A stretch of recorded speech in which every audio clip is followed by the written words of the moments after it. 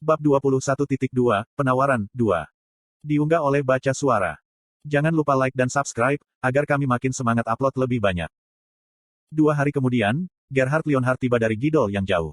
Meskipun hanya seorang ksatria, Gordon, telah dikirim untuk mengawal Eugene, kali ini, adik lelaki patriark sendiri, Gion, secara pribadi menemani Gerhard ke perkebunan utama.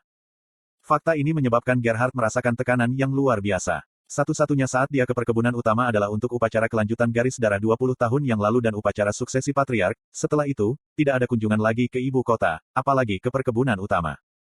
Jadi Eugene benar-benar memenangkan upacara kelanjutan garis darah tahun ini. Anak saya melakukan itu. Sungguh-sungguh. Gerhard saat ini curiga bahwa dia mungkin berada di tengah mimpi. Atau yang lain, mungkin semua ini adalah lelucon yang dimaksudkan untuk mengolok-oloknya. Tapi apa alasan mereka harus melakukan itu? Apa yang bisa menyebabkan keluarga utama dari klan Leonhard, keturunan langsung dari Great Vermont, untuk memanggil patriark dari keluarga agunan kecil di pedesaan terpencil, hanya untuk memainkan lelucon semacam ini padanya? Namun, dia tidak bisa menerimanya dengan mudah. Ketika Gion pertama kali tiba di depan pintunya, dia sangat terkejut hingga hampir pingsan. Dia bahkan lebih terkejut ketika melihat kereta mewah menunggu di luar, mengibarkan panji hati singa yang berani. Bahkan setelah mendengar Gion menceritakan kisah-kisah tentang apa yang telah dilakukan Eugene dalam perjalanan ke sini, keterkejutannya masih belum memudar sedikitpun. Setelah melakukan perjalanan melalui beberapa gerbang warp, mereka telah tiba di ibu kota. Hanya ketika mereka mencapai gerbang warp pribadi keluarga utama, yang hanya digunakan untuk acara-acara khusus, Gerhard menerima bahwa ini semua benar-benar terjadi. Anakku, dia benar-benar mengalahkan anak-anak dari keluarga utama. Gerhard merasa dia akan mulai menangis. Bukannya dia tidak menaruh harapan pada Eugene. Putranya selalu luar biasa, sejak dia masih muda. Dia adalah anak yang luar biasa sehingga Gerhard terkadang meragukan apakah Eugene benar-benar putranya. Itu sebabnya dia selalu merasa bersalah. Gerhard tahu betul bahwa dengan kemampuannya sendiri, dia tidak bisa memberi putranya dorongan yang dibutuhkan Eugene agar bakatnya melambung. Dia mengira bahwa upacara kelanjutan garis darah akan memaksa Eugene untuk melihat kenyataan dari situasinya. Bagaimanapun, tidak peduli seberapa luar biasa keturunan agunan itu, kekalahan tetap tidak bisa dihindari. Seharusnya tidak mungkin untuk mengatasi kesenjangan yang ada antara garis langsung dan garis agunan dengan bakat bawaan dan kerja keras saja, tapi... Ayah. Saat dia melihat putranya, Gerhard melupakan semua kesopanan saat air mata mulai mengalir di wajahnya. Kebanggaan dan rasa bersalah berperang dalam ukuran yang sama saat dia melihat putra satu-satunya. Bendera hati singa berkibar dengan bangga di depan rumah keluarga utama yang megah dan megah. Putranya berdiri di tengah pemandangan yang mengintimidasi ini, tersenyum cerah sambil melambaikan tangannya ke arah Gerhard. Gerhard tidak pernah bisa memberi Eugene dukungan yang berarti. Dia tidak dapat menemukan seorang ksatria yang sangat baik untuk melayani sebagai guru Eugene, dan Gerhard sendiri tidak mampu memberikan instruksi seperti itu. Terlepas dari pedang kayu dan boneka latihan, dia tidak bisa menyediakan apapun. Namun demikian, putranya mampu meraih kemenangan di upacara kelanjutan garis darah. Anakku, Eugene. Gerhard menarik putranya ke dalam pelukan sambil terus meneteskan air mata. Eugene terkejut melihat Gerhard seperti ini, tetapi dia segera memasang ekspresi kekanak-kanakan dan membalas pelukan Gerhard. Aku sangat bangga padamu. Fakta bahwa kamu adalah putraku membuatku sangat bangga. Gerhard terisak-isak di antara air matanya. Aku sudah memberitahumu bahwa aku akan mengirimimu kabar baik, bukan? Apa kau benar-benar tidak percaya padaku? Eugene menggoda ayahnya. Faktanya, Eugene mengatakan ini ketika dia meninggalkan Gidol untuk menghadiri upacara kelanjutan garis darah. Tentu saja, Gerhard tidak bisa sepenuhnya mempercayai kata-kata ini. Fakta ini juga menyebabkan Gerhard merasa bersalah. Benar, kau memang mengatakan itu, kan, anakku? Maafkan aku karena tidak mempercayaimu. Gerhard terisak di sela-sela isakan.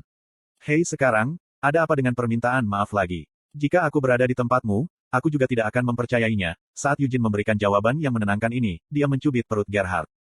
Ini secara naluriah menyebabkan Gerhard mundur karena kaget. Rasa sakit menyengat yang berasal dari perutnya yang tebal sekali lagi mengingatkannya bahwa ini nyata. Tapi putranya bukan satu-satunya yang menunggunya di gerbang. Tepat di belakang Gerhard adalah adik lelaki patriark, Gion, dan di depannya. Gerhard menelan ludah dan dengan cepat mengeluarkan sapu tangan dari saku dadanya. Di depannya berdiri Gillet Leonhard, patriark hati singa yang terakhir dilihat Gerhard selama upacara kenaikannya ke kursi patriark.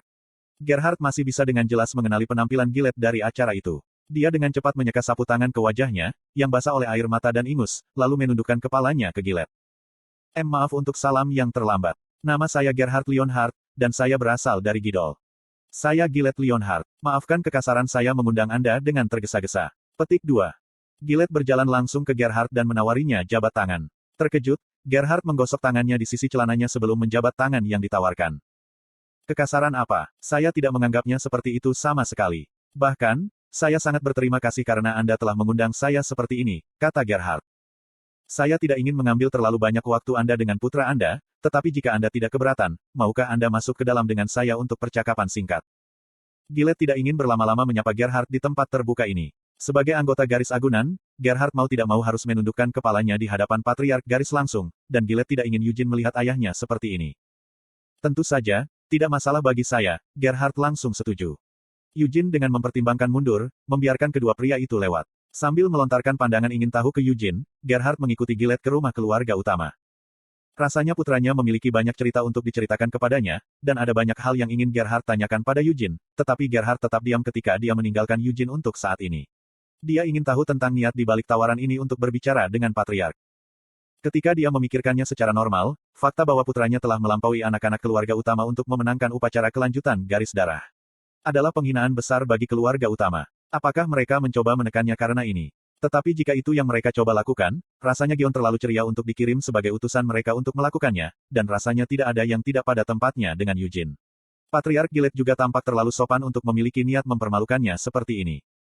Minuman telah disiapkan untuk dinikmati di kantor Patriark. Gillett langsung ke intinya setelah menyaksikan Gerhardt membasahi tenggorokannya yang mengering karena ketegangan dengan teh. Konten iklan. Petik 2. Anda sedang berbicara tentang adopsi. Gerhardt bertanya dengan tidak percaya.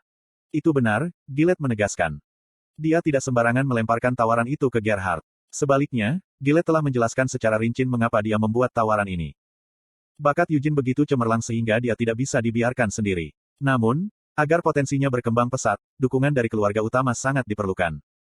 Seorang anak dari garis keturunan telah memenangkan upacara kelanjutan garis darah dengan mengalahkan mereka dari garis keturunan langsung. Meskipun merupakan berkah bagi klan Lionheart untuk memiliki kecambah yang begitu berbakat, itu juga dapat menggerakkan orang-orang di antara cabang agunan Lionheart yang tak terhitung jumlahnya yang memiliki pikiran penghasut. Ada risiko bahwa konspirasi para pembangkang pemberontak ini mungkin menjangkau Eugene. Jika Eugene tidak menyetujui tawaran mereka, mereka bahkan mungkin mencoba untuk menekannya dalam beberapa bentuk atau lainnya. Tentu saja, sebagai perwakilan dari keluarga utama, saya berjanji untuk melakukan yang terbaik untuk melindungi rumah tangga Lord Gerhardt dari bahaya. Namun, pada kenyataannya, ada batasan perlindungan yang dapat diberikan oleh keluarga utama. Bahkan jika kamu menolak tawaran itu, tidak akan ada dendam yang dimiliki oleh keluarga utama. Saya juga berjanji bahwa saya akan tetap berusaha untuk mendukung pertumbuhan Eugene sebanyak mungkin. Haha, Gerhardt tanpa sadar tertawa. Bukankah ini benar-benar hanya mimpi? Tidak, dia tidak bisa lari dari kenyataan seperti ini. Gerhardt mencengkeram kepalanya yang berputar. Eugene, diadopsi oleh keluarga utama, Gerhardt berusaha memilah-milah pikirannya. Gillett mulai berbicara ketika dia melihat Gerhardt tetap diam, jika Eugene diadopsi. Anda, Lord Gerhardt, mungkin juga diterima ke dalam keluarga utama. Aku tahu tawaran ini mengejutkan, tapi... Maksud saya, tidak ada rasa tidak hormat dengan apa yang akan saya katakan selanjutnya. Setelah menyela Gillett seperti ini, Gerhardt menarik napas dalam-dalam sebelum melanjutkan berbicara. Karena menunjukkan penghargaan yang tinggi terhadap potensi putra saya dan pertimbangan atas perasaan saya sendiri, saya mengucapkan terima kasih yang terdalam. Namun, menurut saya tidak punya pilihan selain mempertimbangkan apa yang terbaik untuk masa depan putra saya. Sehingga, meskipun niat Patriark bermaksud baik dan jujur, aku khawatir orang lain dalam keluarga utama mungkin menganiaya Eugene. Gillett tidak merasa tersinggung dengan kekhawatiran ini. Sebaliknya, dia justru merasa respek terhadap Gerhardt, yang cukup berani mengutarakan pendapatnya dengan tegas. Meskipun saya terlahir sebagai hati singa, saya hanyalah orang yang rendah hati yang tidak pernah benar-benar menghayati nama hati singa. Saya selalu berharap untuk sepenuhnya mendukung masa depan putra saya, tetapi saya selalu merasa bersalah bahwa cara saya yang sederhana akan mencegah putra saya mencapai masa depan yang cerah. Gerhardt mengakui ketidakamanannya. Bahkan ketika suaranya goyah, Gerhardt terus berbicara. Meskipun dia mengatupkan tangannya yang gemetar untuk menekan emosi yang bergejolak yang dia rasakan. Patriark sudah memiliki 3 anak, bukan? Jika anak saya diadopsi ke dalam keluarga Anda, tidak peduli alasan adopsinya, bukankah dia akan diperlakukan sebagai orang luar yang tidak diinginkan? Tanya Gerhardt. Saya mengerti apa yang ingin Anda katakan, Gillett mengangguk. Tetapi keluarga utama menghargai tradisinya. Jadi bahkan jika Eugene diadopsi ke dalam keluarga utama, menggantikan posisiku sebagai patriark akan sangat sulit. Gerhardt mendengarkan dengan tenang. Istri dan anak-anak saya juga menyadari fakta ini. Tradisi ini, sayangnya, tidak bisa dibatalkan di generasi saya. Saya akan menjanjikan Anda satu hal, saya tidak ingin membatasi masa depan Eugene. Namun, wasiat saya sendiri tidak dapat mewakili keinginan keluarga utama atau para penatua di Dewan. Gillett memberikan peringatan ini. Baiklah, Gerhardt mengenali ketulusan Gillett.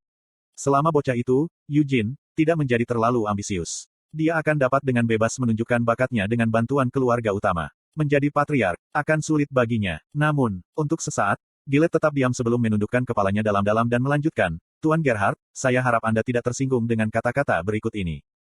Akan jauh lebih baik untuk masa depan Eugene jika dia diasuh sebagai anggota keluarga utama daripada jika dia tetap tinggal di Gidol.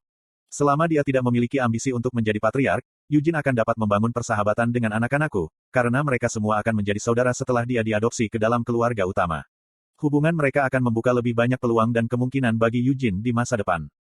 Gillett merasa sangat bersalah karena mengatakan hal seperti itu. Bakat Eugene lebih unggul dari anak-anaknya. Itu jelas terjadi pada Edward, tetapi bahkan bakat luar biasa Qian dan Ciel tidak dapat dibandingkan dengan Eugene. Karena sudah ada kesenjangan seperti itu di usia muda mereka, perbedaannya akan menjadi lebih jelas dalam beberapa tahun ke depan. Namun, Eugene masih belum bisa menjadi patriark. Gillett sebenarnya ingin melihat apa yang akan terjadi jika Eugene menjadi patriark, dan dia dengan tulus berharap agar Eugene membawa kemuliaan bagi keluarga utama, tetapi kedua keinginan ini tidak sejalan. Pertama-tama, keturunan agunan yang diadopsi ke dalam keluarga utama menjadi patriark akan merusak tradisi dan prestise keluarga utama. Bahkan jika Gillett, patriark saat ini, tidak peduli tentang itu, klan Leonhardt akan berubah menjadi bahan tertawaan, dan Dewan tidak akan pernah membiarkan hal seperti itu terjadi. Di mata mereka, jalur langsung harus mempertahankan keunggulannya di atas jalur kolateral. Upacara kelanjutan garis darah adalah tradisi yang diadakan untuk alasan ini dan alasan ini saja. Kurasa memang begitu, Gerhardt menerima kebenaran dengan menghela nafas panjang dan mengangguk. Masa depan anaknya, dan peluang serta kemungkinan yang lebih besar yang dapat ditawarkan oleh keluarga utama, Gerhardt sangat memahami apa yang dipertaruhkan sehingga hatinya sakit karenanya. Gerhardt sangat menyadari ketidakberdayaannya sendiri dan kemiskinan relatif. Eugene bisa menikmati jumlah kemuliaan yang tak tertandingi dengan menjadi anak angkat dari keluarga utama daripada yang bisa dia dapat dengan tetap sebagai satu-satunya putra Gerhardt dari Gidol. Aku tidak percaya ini adalah sesuatu yang bisa aku putuskan sendiri. Gerhardt tersenyum pahit dan menggelengkan kepalanya. Saya pikir sudah waktunya bagi saya untuk berbicara dengan putra saya.